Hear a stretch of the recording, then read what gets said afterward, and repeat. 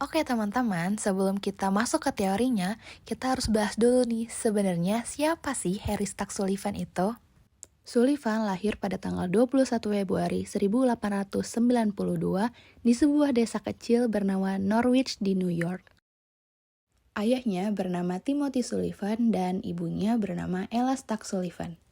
Sebenarnya Sullivan memiliki dua orang kakak, tapi mereka meninggal di tahun pertama mereka hidup. Itulah mengapa ibunya Sullivan sangat menyayangi Sullivan. Sedangkan ayahnya, dia dikenal sebagai orang yang pemalu, pendiam, dan tertutup. Keluarganya juga dikenal sebagai keluarga yang miskin, yang membuatnya untuk susah bersosialisasi, sehingga dia mengeluarkan teori interpersonal. Ia mendapatkan gelar doktornya di Chicago College of Medicine and Surgery, pernah juga bekerja di Angkatan Bersenjata pada Perang Dunia Pertama, dan bekerja di Rumah Sakit Elizabeth, dan akhirnya membuka praktek di New York. Lalu, Sullivan menerbitkan buku yang berjudul Interpersonal Theory of Psychiatry, yang artinya kepribadian merupakan suatu hipotesa yang bisa berubah kapan saja. Sullivan meninggal dunia pada tanggal 14 Januari 1949 di Paris, setelah ia menghadiri kegiatan World Federation for Mental Health. Nah, teman-teman, di sini ada 4 struktur kepribadian. Yang pertama dinamisme, yang kedua sistem diri, yang ketiga personifikasi, dan yang keempat tingkat kognisi. Nah, jadi struktur kepribadian yang pertama itu dinamisme. Nah, jadi dinamisme itu kurang lebihnya sama deh kayak sifat atau pola kebiasaan. Dinamisme terbagi menjadi dua kelas utama. Yang pertama, dinamisme yang berkaitan dengan zona khusus pada tubuh, termaksud area mulut, anus, dan alat genital. Yang kedua, dinamisme yang berkaitan dengan ketegangan. Halo teman-teman, jadi materi selanjutnya adalah struktur kepribadian personifikasi. Nah, personifikasi itu adalah representasi yang dimiliki seseorang tentang dirinya sendiri ataupun orang lain. Personifikasi ini terbentuk sejak bayi dan terus berkembang sepanjang tahap perkembangan loh. Menurut Sullivan, ada 3 personifikasi dasar yang berkembang selama masa bayi. Bayi itu bisa ngalamin yang namanya rasa lapar, gak direspon, atau mungkin punishment yang bikin dia ngerasa gak nyaman. Jadi dia tuh bakal ngebentuk representasi bad mother ini untuk pengasuh utamanya. Misalnya bayi itu nangis, tapi gak langsung dikasih susu dan dipeluk. Maka itu tuh bisa bikin bayi ngebentuk representasi bad mother sebagai sumber ketidaknyamanan terhadap pengasuh utamanya. Nah, kalau ini tuh kebalikannya. Jadi, personifikasi good mother ini bisa kebentuk kalau misalnya bayi tuh ngerasa nyaman dan aman. Misal, pas dia dikasih susu, dipeluk, atau dikasih perhatian. Nah, personifikasi Mi itu representasi tentang dirinya sendiri. Ini juga terbagi jadi 3, teman-teman. Saya yang baik. Ini tuh bisa terbentuk kalau misalnya bayi itu ngerasa dicintai dan dihargai. Saya yang buruk. Ini terbentuk kalau misalnya bayi itu ngerasa dihukum atau diabaikan. Dan juga bukan saya. Ini ketika dia mengalami kecemasan berat yang bikin dia ngerasa kepisah dari diri dia sendiri. Menurut Sullivan juga, anak itu tuh bisa ngebentuk yang namanya personifikasi identik atau yang kita kenal dengan teman hayalan. Nah, teman hayalan ini tuh bukan tanda ketidakstabilan ya, tapi bentuk ekspresi psikologis yang ngebantuin anak buat ngatasin kecemasan, melatih keterampilan sosial, dan ngelindungin self-esteem. Contohnya, seorang anak yang kesepian atau merasa kurang diperhatikan oleh orang tuanya, mungkin bisa menciptakan yang namanya teman hayalan, yang selalu support dia, dengerin dia, dan ngasih dia semangat. Interaksi dengan teman hayalan ini ngebantu anak belajar berempati, mengelola emosi, dan bersiap untuk hubungan sosial yang nyata. Personifikasi ini sangat penting dalam pembentukan konsep diri dan hubungan sosial anak, serta menjadi dasar bagi perkembangan kepribadian dan kesehatan mental di masa depan. Selanjutnya ada struktur kepribadian tingkat kognisi. Menurut Sullivan, ini tuh lebih mengacu kepada cara seseorang buat merasa, membayangkan, dan juga memahami dunia sekitarnya. Ini adalah pengalaman paling awal dan primitif yang dialami bayi. Pengalaman ini sangat sulit dijelaskan atau dikomunikasikan karena bersifat langsung dan tidak terstruktur, hanya berupa sensasi, perasaan, bayangan, atau suasana hati yang muncul tanpa hubungan sebab akibat yang jelas. Contohnya, ketika bayi merasa lapar, ia akan langsung menangis atau mengisap ibu jarinya, tanpa tahu bahwa tindakan itu akan menghilangkan rasa lapar. Ia hanya merasakan sensasi lapar dan respon tubuh, tanpa bisa menjelaskan atau memahami hubungan antara tindakan dan hasilnya. Pada tingkat ini, seseorang mulai mengasumsikan hubungan sebab akibat antara dua kejadian yang terjadi bersamaan, meskipun hubungan tersebut belum tentu logis. Contohnya, saat seorang anak menangis, kemudian orang tuanya memberikan es krim, maka anak tersebut bisa beranggapan bahwa jika ia ingin es krim, maka ia harus menangis. Pada tingkat ini, seseorang sudah mampu memahami dan mengkomunikasikan pengalaman dengan cara yang logis dan disepakati bersama atau konsensual. Pengalaman ini bisa dinyatakan dengan simbol seperti bahasa atau angka dan maknanya dipahami oleh dua orang atau lebih. Contohnya, seorang anak itu tahu bahwa jika ia belajar dengan rajin, maka ia akan mendapatkan nilai yang bagus. Ia memahami hubungan sebab akibat yang logis dan bisa menjelaskannya kepada orang lain. Materi selanjutnya adalah dinamika kepribadian menurut Harry Stack Sullivan.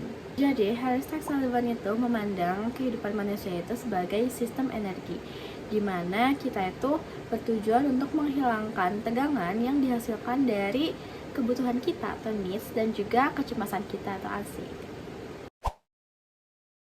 Ketegangan muncul karena adanya ketidakseimbangan dalam diri individu yang menimbulkan dorongan untuk bertindak guna mengembalikan keseimbangan tersebut. Misalnya, kebutuhan biologis seperti lapar, haus, atau kebutuhan oksigen menimbulkan ketegangan yang akan hilang setelah kebutuhan tersebut terpenuhi. Jadi, ketegangan ini berfungsi sebagai potensi atau dorongan untuk bertindak yang mendorong individu melakukan tingkah laku agar kebutuhan biologisnya terpenuhi dan keseimbangan energi dalam dirinya kembali. Misalnya, rasa lapar yang menyebabkan ketegangan biologis di dalam tubuh. Ketegangan ini mendorong seseorang untuk mencari makan agar kebutuhan tersebut terpenuhi dan ketegangan berkurang. Sullivan menjelaskan bahwa keinginan menghasilkan suatu bentuk ketegangan dalam sistem energi manusia yang kemudian harus dikeluarkan atau dihilangkan untuk mencegah ketidaknyamanan. Contoh kebutuhan menurut Sullivan terbagi menjadi dua jenis utama. Kebutuhan biologis yang muncul akibat ketidakseimbangan biologis dalam diri individu, seperti kebutuhan akan makanan, air, dan oksigen. Kebutuhan interpersonal yang muncul dari hubungan dengan orang lain, seperti kebutuhan akan kasih sayang, hubungan sosial, dan interaksi yang mendukung. Kecemasan ini bersifat memisahkan. Kecemasan membuat individu terasa terpisah atau terhambat dalam hubungan interpersonal. Karena sifatnya yang samar dan tersebar, kecemasan sulit untuk diselesaikan secara langsung dan menghambat keterlibatan serta pemuasan kebutuhan dalam hubungan interpersonal. Contohnya, seorang siswa yang selalu takut bertemu dengan teman-teman yang suka membulinya akan merasa cemas secara terus-menerus. Kecemasan ini tidak menuntut tindakan konsisten yang jelas dari si siswa, melainkan membuatnya merasa tidak nyaman, tidak percaya diri, dan berpikiran negatif tentang dirinya sendiri. Menurut Harry Stack Sullivan, transformasi energi adalah proses di mana tegangan atau ketegangan psikologis yang timbul dari kebutuhan dan kecemasan diubah menjadi tingkah laku. Tingkah laku ini bisa berupa tindakan yang terlihat maupun aktivitas mental seperti perasaan, pikiran, persepsi, dan ingatan. Jadi, energi yang berasal dari ketegangan disalurkan ke dalam berbagai bentuk aktivitas supaya individu dapat mengurangi ketegangan dan memuaskan kebutuhannya. Contohnya, saat seseorang merasa lapar, kemudian ia mengalihkan ketegangan itu ke dalam tindakan mencari dan makan makanan. Maka energi ketegangan lapar itu berubah menjadi tingkah laku fisik berupa mencari makanan, memasak, dan makan sehingga ketegangan tersebut berkurang. Terdapat 7 tahap perkembangan menurut Harry Stack Sullivan. Yang pertama adalah fase infansi, usia 0 hingga 18 bulan. Orang terpenting dalam hidupnya adalah ibu atau peran pengasuh. Bayi tidak dapat bertahan hidup tanpa sosok ibu yang menyediakan makanan, tempat tinggal, kasih sayang, dan kelembutan. Keterkaitan tersebut menyebabkan perkembangan kecemasan pada bayi. Kecemasan pertama bayi selalu terkait dengan zona oral. Jadi setiap kali bayi merasa cemas, ia akan mencoba segala cara untuk mengurangi cemas tersebut, seperti menangis dan menolak puting. Penolakan tersebut dapat menimbulkan cemas pada sang ibu, sehingga bayi dapat membedakan 3 jenis puting. Yang pertama adalah puting baik. Ini adalah sinyal pemenuhan kepuasan yang akan datang. Yang kedua adalah bukan puting. Ini sesuatu yang diberikan namun tidak mengeluarkan ASI. Dan yang terakhir adalah puting buruk. Ini adalah puting ketika ibu merasa cemas sehingga sang bayi dapat merasakan kecemasan tersebut. Fase yang kedua adalah childhood, usia 2 hingga 5 tahun. Orang terpentingnya adalah orang tua. Di sini, anak dapat memisahkan ibu dan ayah dan memandang masing-masing memiliki peran yang berbeda. Semasa anak-anak, mereka memiliki emosi timbal balik. Anak-anak dapat memberi sekaligus menerima kelembutan, sehingga hubungan antara anak dan orang tuanya menjadi lebih personal dan seimbang. Selain orang tua, anak juga mengembangkan hubungan yang positif dengan teman imajinernya, yang memberikan rasa aman dan juga minim kecemasan. Namun, Sullivan menegaskan, ini bukanlah bentuk dari ketidakstabilan. Ini merupakan bentuk positif. Di sini, Sullivan menyebutkan anak-anak sebagai periode yang pesat. Karena di sini anak-anak belajar bahasa, belajar mengenai budaya kebersihan, toilet training, dan lain-lain. Dan ada 2 proses penting, yaitu dramatisasi dan juga preokupasi. Dramatisasi yaitu upaya untuk bertindak atau terdengar seperti figur otoriter. Contohnya, anak-anak meniru ibu dan ayahnya. Yang kedua yaitu preokupasi, strategi untuk menghindarkan diri dari situasi yang memicu kecemasan dengan tetap sibuk dengan aktivitas lain. Nah, fase yang ketiga adalah juvenile, usia 5 hingga 8 tahun. Orang terpentingnya adalah teman sebaya. Masa ini dimulai dengan kebutuhan akan teman sebaya atau teman bermain yang setara. Pada masa ini, Sullivan percaya, seseorang anak harus belajar kompetisi, kompromi, dan kerjasama, yang mana ini sangat dibutuhkan untuk berinteraksi di dunia luar. Anak laki-laki dan perempuan bermain satu sama lain tanpa memperhatikan jenis kelamin masing-masing. Namun mereka membedakan diri dan juga orang dewasa, seperti guru dan lain-lain. Fase yang keempat adalah pre-adolescence, usia 8 hingga 11 tahun. Orang terpentingnya adalah chum, atau teman dengan jenis kelamin yang sama. Pada masa ini menunjukkan minat yang tulus kepada orang lain. Sullivan menyebut tahap ini sebagai keajaiban pra-remaja yang tenang.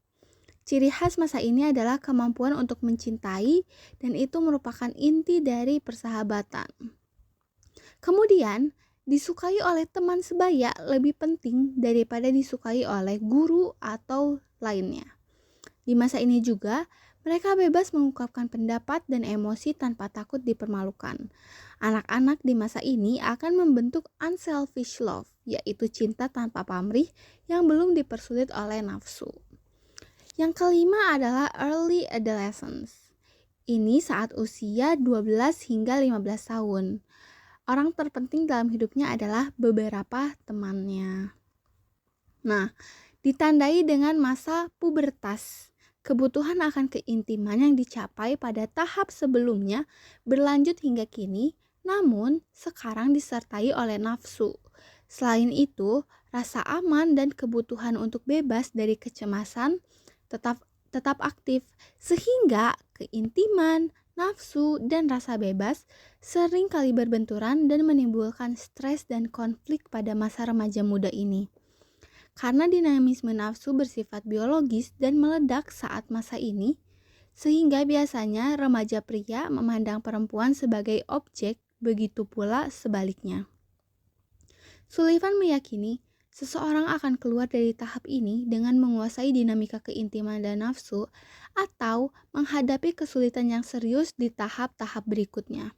Sullivan juga merasa, meskipun penyesuaian seksual penting, tetapi masalah sebenarnya terletak pada bagaimana ia bergaul dengan orang lain. Nah, fase keenam adalah late adolescence. Pada usia 15 hingga 20 tahun, orang terpenting dalam kehidupannya adalah kekasih. Dimulai ketika remaja mampu merasakan nafsu sekaligus keintiman terhadap orang lain atau orang yang sama. Masa ini mencakup penemuan jati diri. Ciri khas masa ini yaitu orang dengan jenis kelamin berbeda bukan lagi sebagai objek, namun sebagai orang yang mampu dicintai tanpa pamrih. Mereka menghadapi masalah serius antara ekspektasi masyarakat dan ketidakmampuan mereka. Nah, yang terakhir adalah adulthood. Periode di mana seseorang menjalin hubungan setidaknya dengan satu orang, ditandai dengan establishing love, yaitu menetapkan cinta dan sepakat untuk hidup bersama. Biasanya muncul di setiap benak individu. Di sini terdapat gangguan psikologis atau psychological disorder. Sullivan meyakini bahwa semua gangguan psikologis bersumber dari masalah interpersonal dan hanya dapat dipahami melalui konteks sosial seseorang. Ia menegaskan bahwa setiap orang memiliki kekurangan yang sama, seperti pasien psikiatri, hanya dalam tingkat yang berbeda. Artinya, gangguan mental tidak bersifat unik, melainkan merupakan kelanjutan dari kesulitan interpersonal yang dialami semua orang. Dalam penelitiannya, Sullivan membedakan dua jenis utama. Yang pertama adalah skizofrenia dengan penyebab organik. Yang kedua adalah skizofrenia dengan penyebab situasional, yang menjadi fokus utama karena masalah bisa diubah melalui hubungan antar manusia. Sullivan menjelaskan bahwa reaksi disosiasi sering menjadi awal skizofrenia. Ciri-cirinya meliputi kesepian, harga diri, emosi, hubungan sosial yang buruk, dan kecemasan meningkat. Individu dengan kepribadian disosiasi berusaha mengurangi kecemasan dengan membangun sistem diri atau self-system yang menolak pengalaman dan yang mengancam rasa aman. Nah, individu normal biasanya merasa aman dalam hubungan sosial dan jarang menggunakan disosiasi. Individu dengan gangguan mental terlalu menggunakan disosiasi hingga hidup dalam dunia pribadi, penuh distorsi parataksik, pemikiran tidak realistis, dan minim pengalaman yang tervalidasi oleh orang lain. Di sini ada psikoterapi.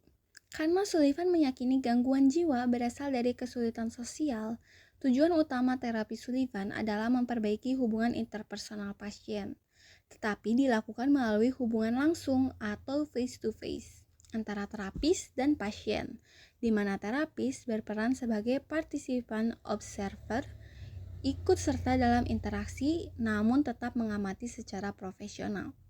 Sullivan memperkenalkan pendekatan revolusioner di Elizabeth Hospital dengan mengelola bangsal pasien sendiri. Ia pun melatih para pekerja non-profesional untuk memperlakukan pasien sebagai manusia sejajar. Pendekatan ini pun berhasil, banyak pasien membaik. Psikolog Eric Fromm menganggap hasil ini membuktikan bahwa psikosis bukan hanya gangguan biologis, melainkan bisa pulih melalui hubungan manusiawi yang tulus. Tujuan terapi interpersonal menurut Sullivan yang pertama yaitu mengungkap kesulitan pasien dalam berelasi, yang kedua membantu pasien berani kehilangan sedikit rasa aman agar dapat berhubungan sehat dengan orang lain, dan yang ketiga adalah membantu pasien mencapai komunikasi sintaksis, yaitu komunikasi rasional dan realistis.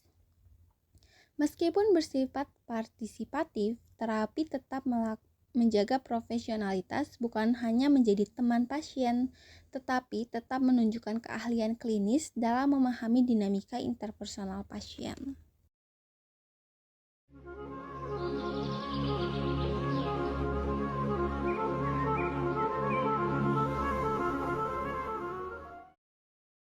Terdapat related research atau penelitian terkait. Yang pertama adalah peran chums atau teman dekat pada anak-anak. Sullivan menekankan pentingnya hubungan dengan teman sebaya atau same-sex friends sejak usia 6 hingga 9 tahun. Hubungan ini berpengaruh besar terhadap perkembangan kepribadian yang sehat. Namun, penelitian modern menemukan bahwa hubungan ini dapat memberi dampak positif maupun negatif, tergantung dinamika di dalamnya. Dan yang kedua adalah co-rumination atau perenungan berlebihan bersama teman. Peneliti Amanda Rose dan rekan meneliti co-rumination, yaitu kebiasaan membicarakan masalah pribadi secara berlebihan dengan teman tanpa mencari solusi. Studi longitudinal dilakukan pada kurang lebih 1.000 anak kelas 3, 5, 7, dan 9. Hasilnya, co-rumination meningkatkan depresi dan kecemasan, tetapi juga meningkatkan kualitas pertemanan. Terdapat temuan gender. Anak perempuan lebih sering melakukan co-rumination. Akibatnya, mereka lebih mudah mengalami depresi dan kecemasan meskipun memiliki hubungan pertemanan yang erat. Sedangkan laki-laki mendapat manfaat persahabatan yang lebih baik, tetapi tanpa meningkatkan signifikan dalam depresi atau kecemasan. Kesimpulan, persahabatan penting bagi anak-anak, tetapi dinamika di dalamnya, khususnya bagi anak perempuan, dapat berdampak negatif bila terlalu berfokus pada masalah. Berikutnya, ada teman hayalan. Sullivan juga menilai teman hayalan sebagai bagian normal dan sehat dari perkembangan anak. Teman hayalan membantu anak belajar mandiri dari orang tua dan memodelkan hubungan sosial yang baik.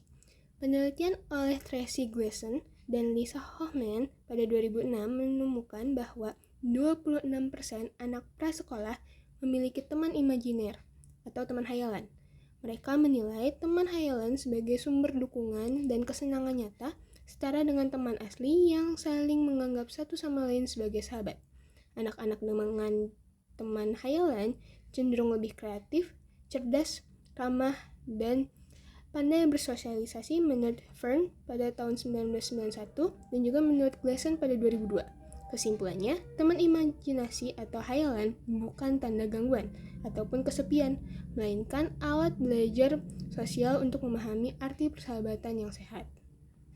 Di sisi lain, teori ini juga memiliki beberapa kritik. Yang pertama, rendahnya kemampuan menghasilkan penelitian. Hal ini disebabkan oleh sedikitnya penelitian yang langsung berbasis teori ini karena Sullivan kurang populer di akademisi dan tidak berafiliasi dengan universitas. Yang kedua, rendahnya falsifiable, di mana banyak asumsi yang tidak dapat diuji secara empiris dalam teori ini. Yang ketiga, kemampuan mengorganisir pengetahuan dianggap sedang. Teori ini cukup luas, tetapi terlalu berfokus pada aspek sosial dan kurang mendalami aspek biologis. Yang keempat, ada nilai praktis yang dinilai sedang karena dapat membantu praktisi jika diterima tanpa menuntut bukti ilmiah yang ketat. Karena tadi nilai falsifiable-nya itu rendah. Yang berikutnya ada konsistensi internal yang dinilai baik walaupun sulit dipahami, namun ide-idenya itu konsisten dan logis. Yang terakhir, nilai kesederhanaannya itu rendah. Hal ini disebabkan oleh terlalu banyaknya istilah baru dan gaya tulisan yang terlalu rumit. Berikutnya ada konsep kemanusiaan menurut Harris Tax Sullivan.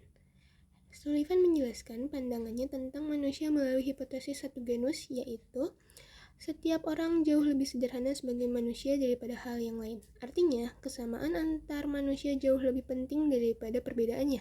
Perbedaan antara orang yang paling jenius dan yang paling rendah kemampuannya jauh lebih kecil dibandingkan perbedaan antara manusia dengan makhluk dari genus biologis lainnya. Keyakinan ini membuat Sullivan mampu menjalin hubungan empatik dengan pasien skizofrenia karena ia memandang mereka tetap memiliki kemanusiaan yang sama dengan dirinya. Menurut Sullivan, satu-satunya hal yang membedakan manusia dari makhluk lainnya yaitu hubungan interpersonalnya. Manusia lahir sebagai organisme biologis tanpa sifat manusiawi, namun memiliki potensi untuk menjadi manusia sejati melalui pengalaman hubungan antar manusia. Pikiran manusia tidak berisi apapun selain hal-hal yang diperoleh dari pengalaman interpersonalnya.